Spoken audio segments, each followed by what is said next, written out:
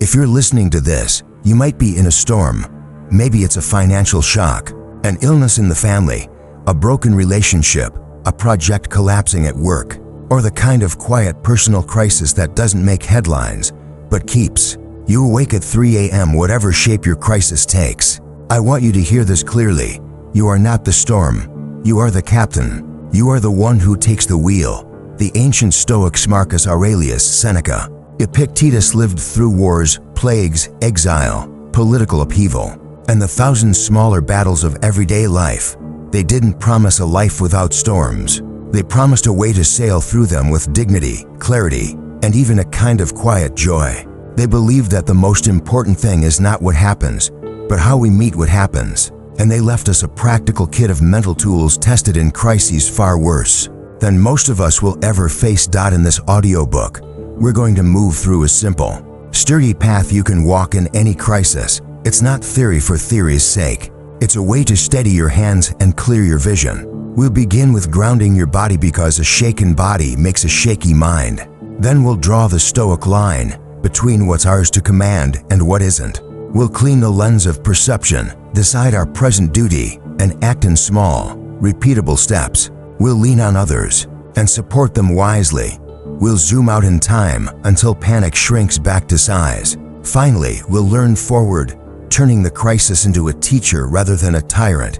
Along the way, I'll ask you questions not to interrogate you, but to pull your attention back to what matters. If this were a conversation across a table, I would ask them gently, and then I would wait. So when you hear a question, give yourself a beat. Let your wisdom speak. Ready, sit a little taller, unclench your jaw, exhale. Let's begin.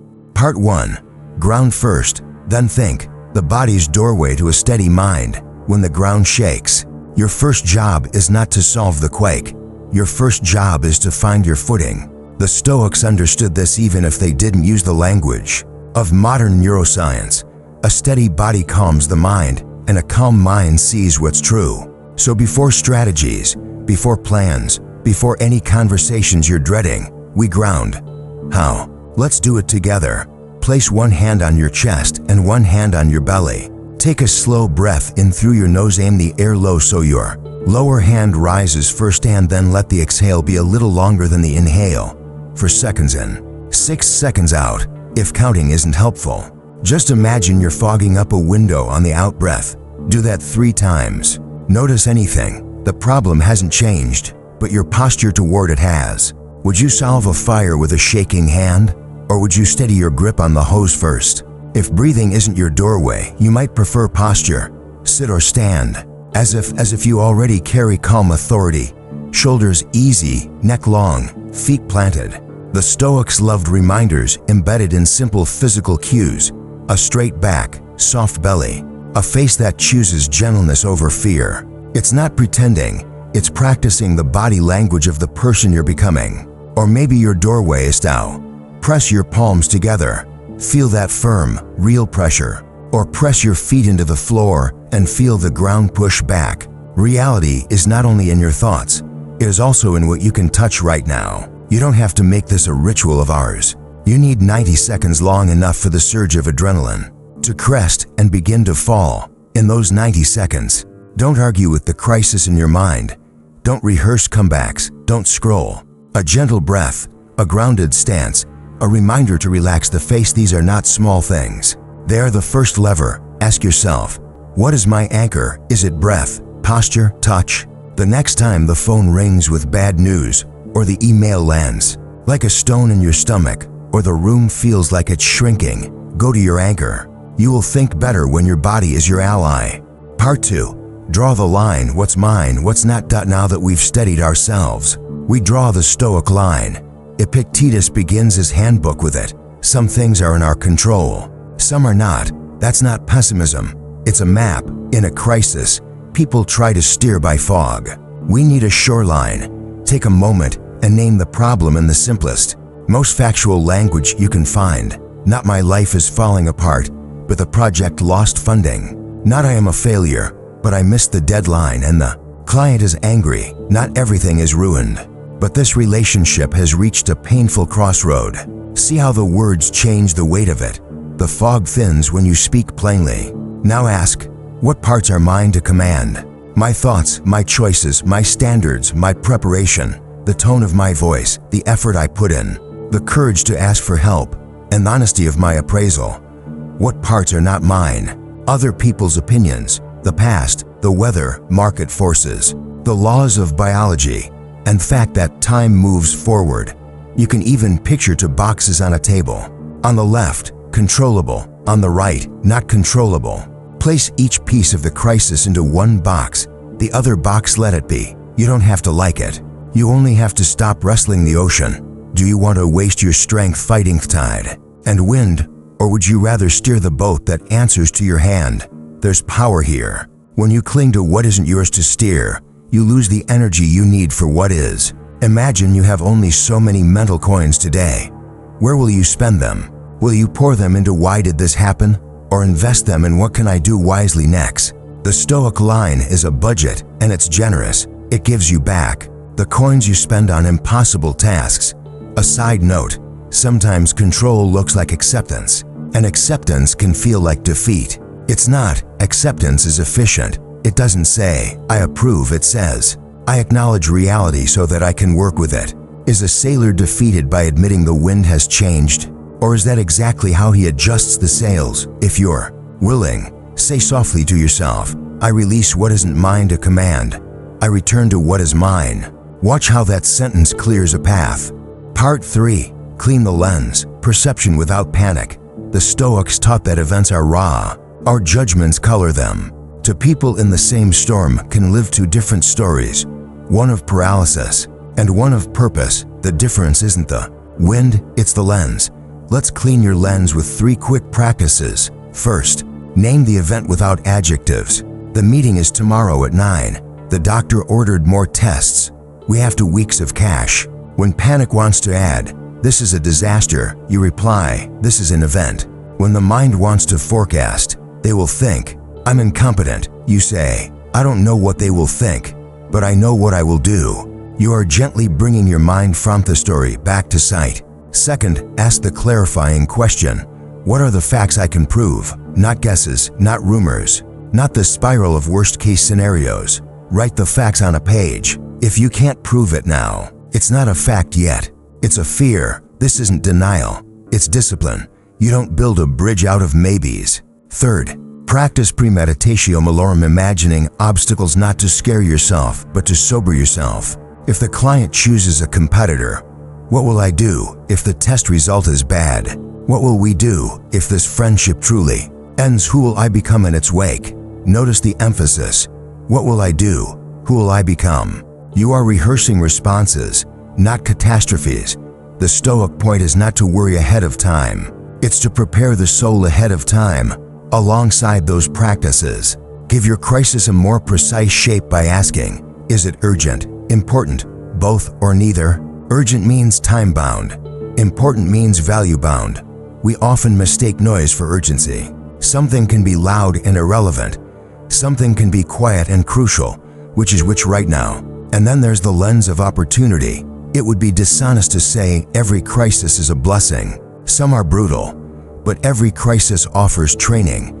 What skill is it asking you to develop? Patience, boundaries, courage, humility, negotiation, saying no, saying yes, holding your tongue, speaking your truth. If the crisis is a teacher, what course have you been enrolled in? Ask the question, hear the answer, and let it inform your next move.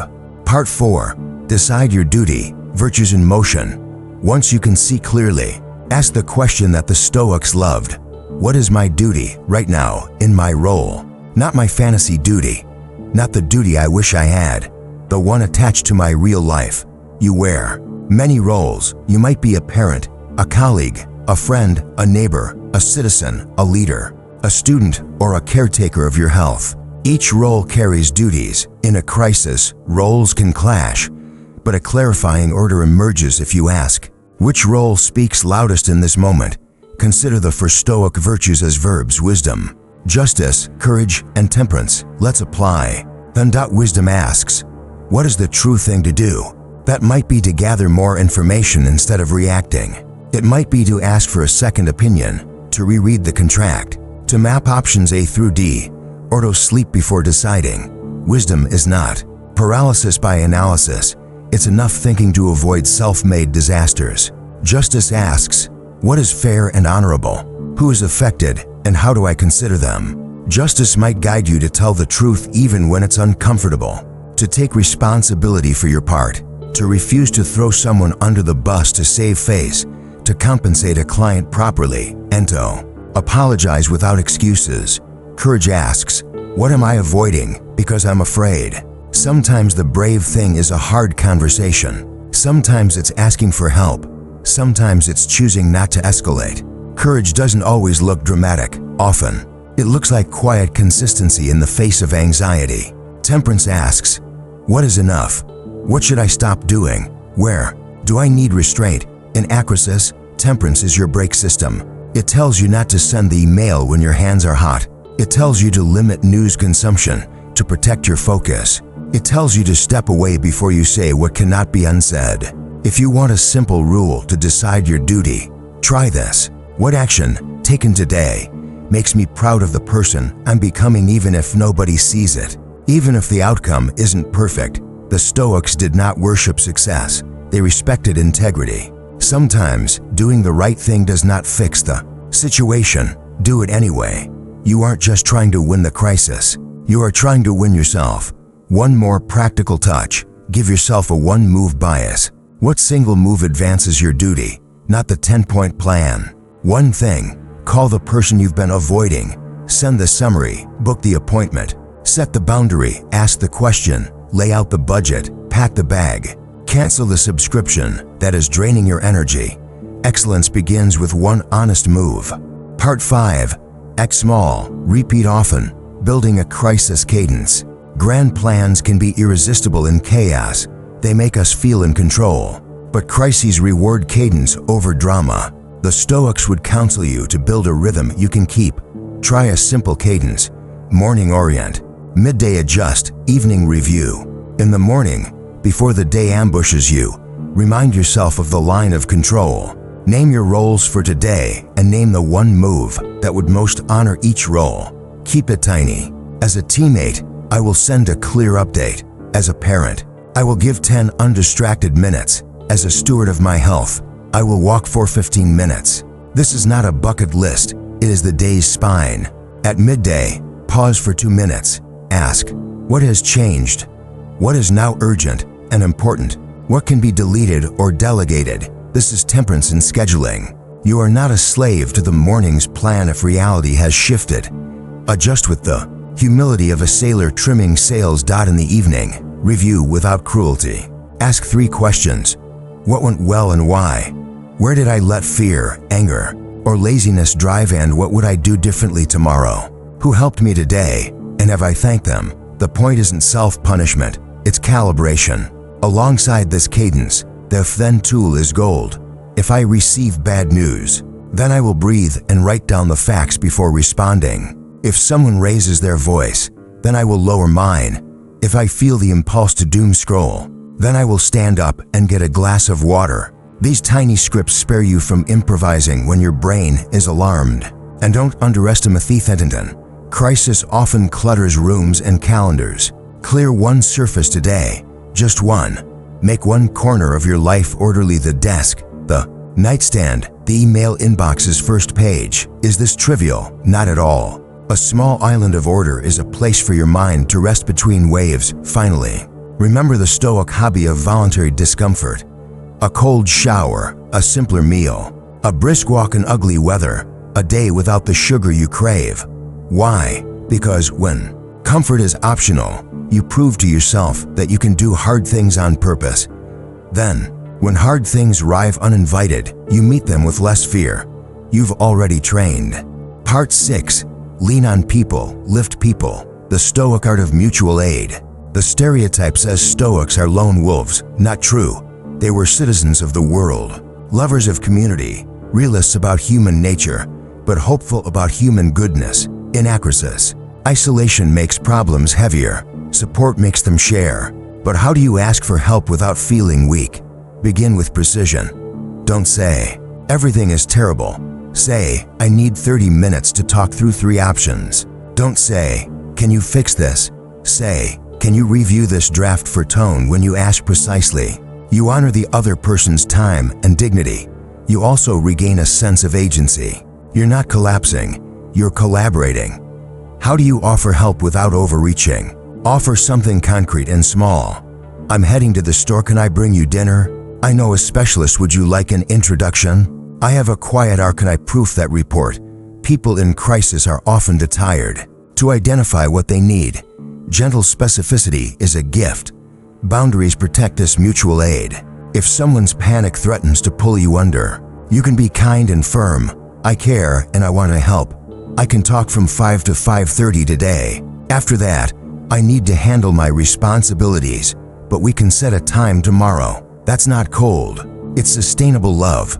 And if you're the one leaning hard, thank people for their time. Don't apologize for having needs. Just meet their generosity with respect. Remember the Stoic practice of treating everyone you meet as a fellow traveler carrying their burdens. Even the person being unhelpful is probably scared about something. Does that excuse bad behavior? No. But it can guide your response. You can be firm without contempt. You can protect yourself without dehumanizing anyone. In crisis, the tone you set becomes the culture around you. One last invitation. Keep a simple mutual aid map. 3 names you call for clarity. 3 you call for comfort. 3 you call for practical help. And equally, 3 people who can call you for each. Write it down now, before you're overwhelmed. When the moment comes, you won't have to think. You'll have a map.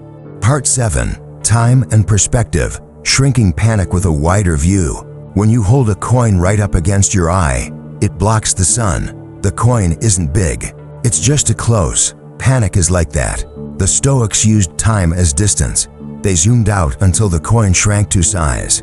Ask yourself, how will I see this in a week, a month, a year, 5 years? Not every crisis fades quickly. Some remain as scars, but many lose their sharp edges with time. Even the painful ones often become chapters, hard, yes, but finite.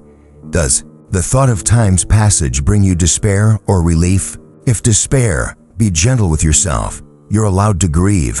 If relief, breathe into it. Let the perspective lower the volume. Memento mori, remember that you will die, can sound morbid when you're hurting, but it's a clarifier. It asks, what truly matters? Which battles are worth your limited hours? Which grudges deserve another day of your life? Which arguments need to end simply because your time is too precious to spend on them? To live with death in view is not to be dark, it's to be honest. It's to choose life fiercely. There's also amor fati, love of fate, not as infatuation with suffering, but as a decision to use. What happens? Can you learn to say, I didn't choose this, but I choose my stance toward it. I will not waste it. I will shape it into strength or wisdom or compassion. That's not naive optimism. It's craftsmanship. It's taking rough wood and making something worthy. And remember impermanence. The Romans walked under triumphal arches, reminding themselves, this too will end both victory and defeat. If you are in deep trouble, let this too shall pass be a rope you hold.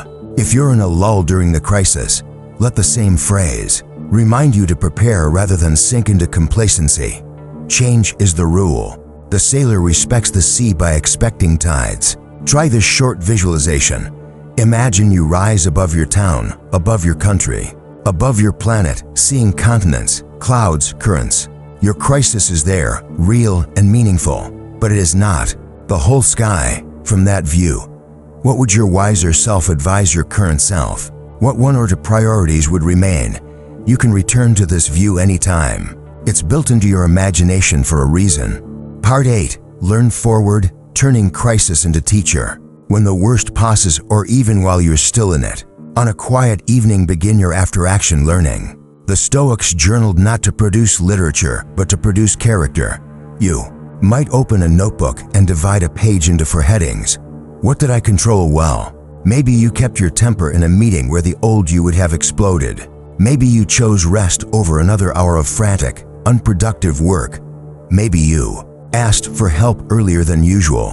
Where did I let my judgments run away with me? Perhaps you told yourself a story about someone's motives and later discovered you were wrong. Perhaps you assumed you had no options when, in fact, you had 3. Write it. No scolding, just light. Which virtues did this crisis ask me to practice? Did you practice them? If not, how will you strengthen that muscle? If courage was lacking, what would practicing courage look like tomorrow in a safe, small way? If temperance failed, what boundary will you try next week? What policies will I write for my future self?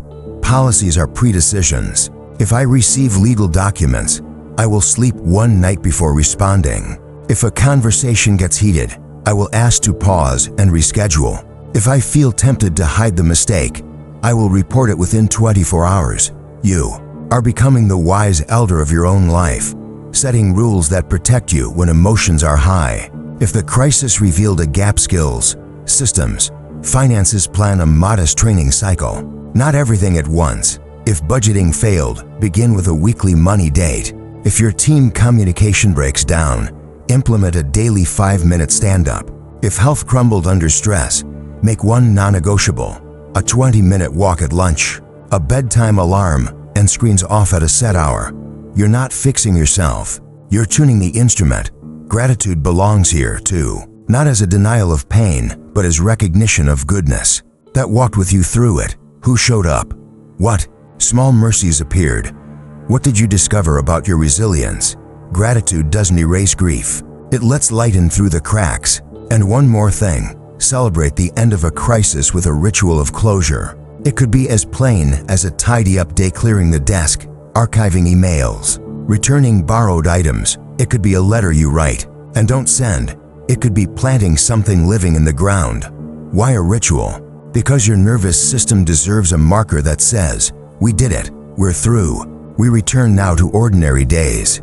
Let's gather what we've practiced. You ground the body to calm the mind. You draw the line between what you control and what you don't. You clean your lens so perception serves truth, not panic.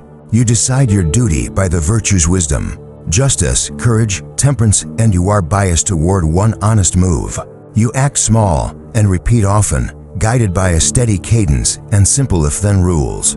You lean on people and lift people with boundaries that keep love strong. You zoom out in time until fear shrinks and values stand out. You learn forward, writing policies for your future self and closing chapters with gratitude. But beyond these steps, something deeper is happening. Crisis is not simply a problem to be solved. It's a mirror. It shows you what you cling to, what you fear, what you love, what you are, and it offers you a rare chance to meet yourself with grace, to become the kind of person whose presence steadies rooms. Ask yourself right now a final set of questions. Who am I choosing to be in this? What am I modeling for the people who watch me? Children, colleagues, friends, the stranger at the next table. What would I admire in someone else facing what I face? How can I practice that today in the smallest, most honest way? You will not do it perfectly. The Stoics didn't either. Marcus wrote nightly about his failures and recommitments. Seneca confessed his uneven progress. Epictetus acknowledged the tug of old habits. They didn't promise flawless calm. They promised faithful effort. And they discovered that faithful effort shapes character and character shapes destiny. So when the next wave rises, remember, you are not trying to control the sea. You're learning to sail with virtue as your compass, reality as your map, and steady breath as your oar. Some days the water will be rough. Some days it will be glass. On both kinds of days, your job is the same. Show up, see clearly, do your duty, care for others and yourself. Learn forward, then sleep, then rise and do it again. If you need to, replay the first section and ground your body again. Then draw the line again. Then clean the lens again. Let the path be familiar. Let it become muscle memory. That's how you become unshakable, not by having an unshakable life, but by becoming the kind of person who returns to calm and clarity faster each time. And when you meet someone else in their storm, be the kind voice they need. Share these steps not to show off your wisdom, but to hand them a rope. Sit with them, breathe with them, help them sort what is theirs to steer. Remind them that panic is a coin held too close, that perspective widens the sky, that small steps count, that virtue is still the way. Even here, especially here, you are more capable than you feel. The moment you take a steady breath and choose your next right action, you have already begun to thrive in this crisis. The storm is loud, but your courage can be louder. The night is long, but mornings have always come. Walk there, one honest step at a time. I'm proud of your effort. Keep going.